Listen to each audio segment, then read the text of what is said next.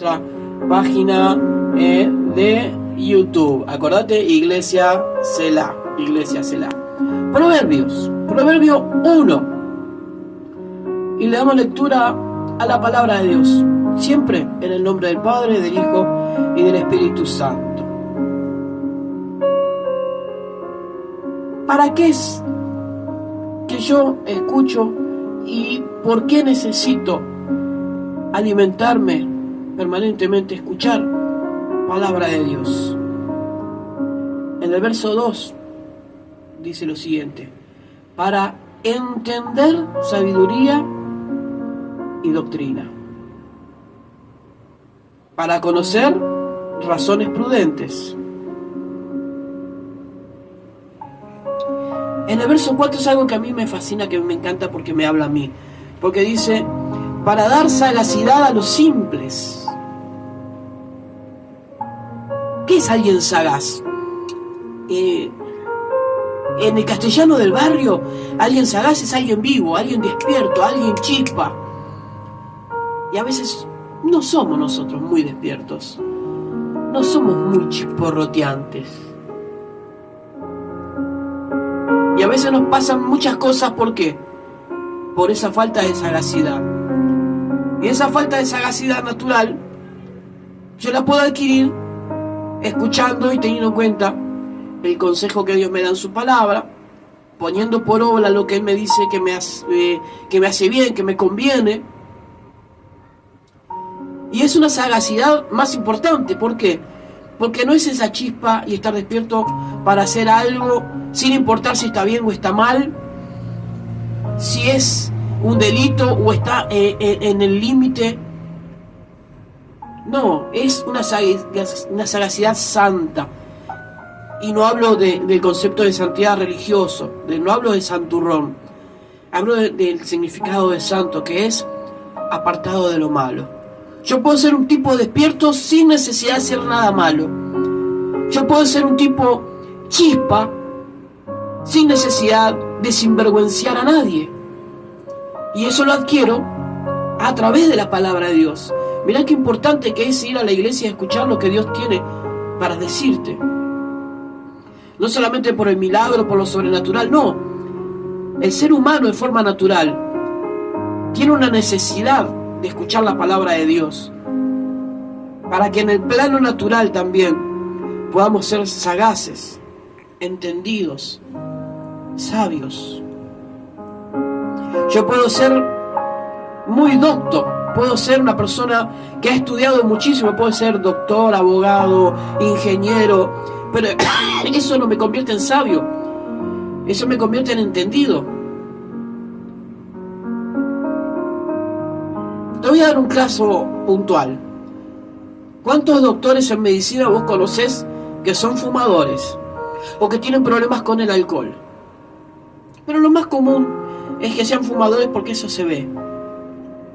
Sin embargo, el doctor sabe que fumar es perjudicial para la salud. Entonces, si él sabiendo igualmente fuma, no es una persona sabia, es una persona entendida en la salud. Pero sus actos niegan que sea una persona sabia. ¿Entendés la diferencia?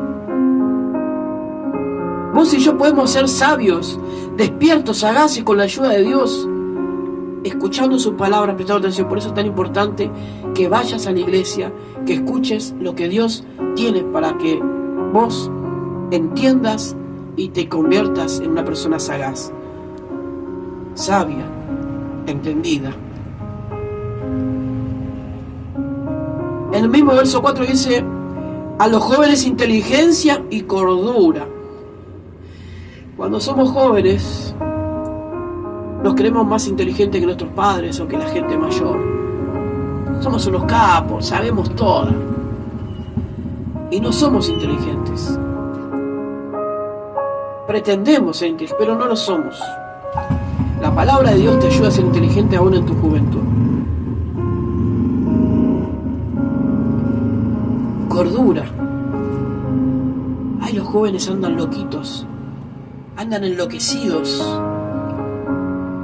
Cuando los jóvenes van a la iglesia, cuando los jóvenes tienen acceso a oír la palabra de Dios, a entender lo que Dios les dice, se vuelven cuerdos, se vuelven verdaderamente inteligentes, se vuelven sabios, se vuelven sagaces.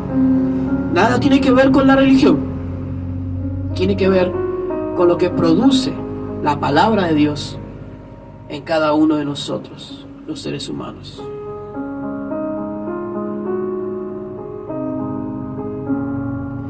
En definitiva, en el verso 7 dice lo siguiente: el principio de la sabiduría es el temor de Jehová. Te lo voy a poner una vez más en idioma del barrio. Vos empezás a ser sabio cuando empezás a respetar a Dios. El respetar a Dios, no por lo que Él te puede dar, no por lo que Él puede hacer, sino por lo que Él es. Respetar cuando te habla, respetar cuando te aconseja. Te hace una persona que empieza a ser sabio, sin necesidad de tener una pared con un diploma. Tu actitud para con Dios determina si sos una persona sabia o no. Aquí la palabra temor no significa miedo, significa respeto. Cuando yo respeto más a la religión que a Dios, no soy sabio, soy religioso. Yo debo respetar a Dios aún en los conceptos que otros religiosos tienen, a pesar de las diferencias que tengan conmigo. Yo debo respetar a Dios con mis vecinos católicos, con mis vecinos testigos de Jehová, con mis vecinos mormones. Puedo o no estar de acuerdo con su sistema, con su forma, con lo que entendieron, con lo que creen. Pero por encima de ellos, debo respetar a Dios. A pesar de ellos, debo respetar a Dios. Así como ellos, a pesar de mi persona, deben respetar a Dios.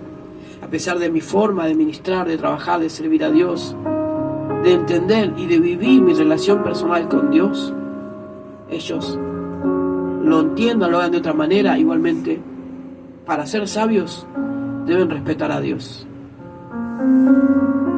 ¿Por qué? Porque la palabra es de Él, no mía. Ninguna religión salva a nadie. Él no ha salvado nunca en toda la historia. Es más, te puedo llegar a decir que por un concepto religioso, político y social, al Hijo de Dios fue crucificado. No por lo que decía, por las enseñanzas, sino porque molestaba, inquietaba y no tomaba la forma de ninguno de los grupos políticos y sociales de su tiempo. Entonces primó la visión religiosa, la visión política y las mezquindades personales por encima de lo que Dios decía. No sigamos cometiendo el mismo error. Con todos los años que han pasado, la humanidad debe evolucionar. Debemos empezar a ser sabios. ¿Y cómo empezamos? Respetando a Dios. Respetando cómo Dios se presenta e interactúa con la persona que está al lado mío, cerca, lejos, que opina igual o diferente. Porque ¿sabes qué lindo? Cuando vos vas leyendo y Dios te va hablando y te encontrás con cosas como que, habiendo hablado Dios a los seres humanos muchas veces y de muchas maneras, entonces cuando nosotros decimos, eso no es de Dios, o nosotros lo hacemos de otra manera, porque a Dios le gusta como lo hago yo y no como lo haces vos, y me encuentro que Dios dice, no, yo también les hablo de esta manera, yo también soy capaz de hacerlo de esta manera para salvación de ellos, porque en definitiva es mi espíritu el que los va a convencer de sus errores y de lo que los separa de mí. Lo que lo convence no son las religiones, ni los pastores, ni los estudios, ni el tamaño del ministerio, ni cuántas iglesias tenés, ni nada por el estilo, ni cuántos años hace que servís a Dios. Siempre el que convence de error y de pecado es el Espíritu de Dios. Y la palabra de Dios no es otra cosa que espíritu y verdad. Espíritu y verdad es sinónimo de Espíritu Santo. Entonces, el escuchar lo que Dios dice va a generar algo dentro mío que Dios va a estar trabajando y me va a estar convenciendo que aunque todo el mundo lo haga, que aunque siempre se haya hecho de esta manera, porque a todo el mundo parece que le va bien de esta forma, hay algo adentro tuyo que te va a convencer de que, ¿sabes qué? Hay caminos, hay cosas, hay sistemas que a nosotros nos parecen bien, pero que al final eran malos. Hay caminos que al hombre parecen buenos, pero al final son malos. Entonces, como yo soy sabio, cuando inquiro sabiduría, cuando consulto, cuando pregunto, y cuando estoy dispuesto a escuchar, no solamente cuando Dios está de acuerdo o yo estoy de acuerdo con la forma que Dios piensa, sino cuando Dios me dice, no es así. Todo este tiempo estuviste equivocado, todas estas cosas lo lograste de mala manera. La forma correcta, la que yo te garantizo, la que yo te respaldo, la que te acerca a mí es esta. Y cuando yo respeto eso que Dios me está diciendo, antes que convertirme en una persona bendecida, me convierto en una persona sabia. Porque empiezo respetando a lo que Dios me está diciendo. El principio de tu sabiduría, de mi sabiduría, empieza cuando vos y yo empezamos a respetar a Dios. Esto es como las águilas, un programa de alto vuelo para ver mejor. ¿Escuchamos algo de la música? Eso es lo que quería compartir contigo.